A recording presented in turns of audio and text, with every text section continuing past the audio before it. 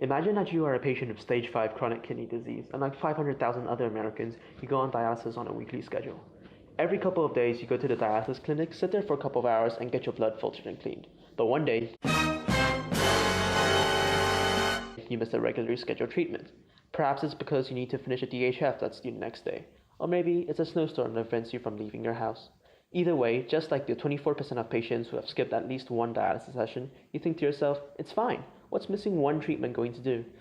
Later through the day, after working for hours, you start to feel tired and nauseous. You try and sit down to take a break, and your fingers feel cold. You suddenly cannot breathe anymore, and you fall down, victim to sudden cardiac arrest. But what if we could reverse this?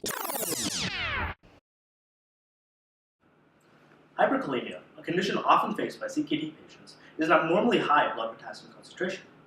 Hyperkalemia manifests as patients' failing kidneys are unable to filter potassium from the bloodstream and can therefore cause serious conditions like cardiac arrhythmia and death. Furthermore, hyperkalemia presents vague or silent symptoms until it is too late, and for this reason, over 1/5 of patient deaths occur on Monday after going the weekend without treatment. Though techniques in the clinic are good at detecting hyperkalemia, there are no methods to do so at home, and so patients take action far too late. Therefore, dialysis patients need a way to measure their blood potassium levels out of clinical setting in order to quantify the risk of hyperkalemia-related complications. We aim to bridge the missing point of intervention that occurs after hyperkalemia manifests.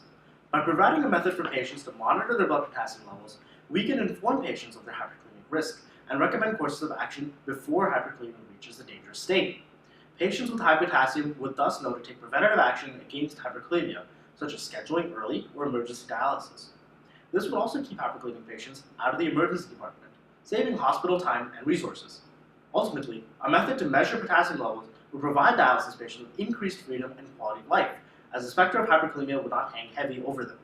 Finally, we'd like to thank all of our clinical and faculty sponsors, as our project would not be able to happen without their continued support.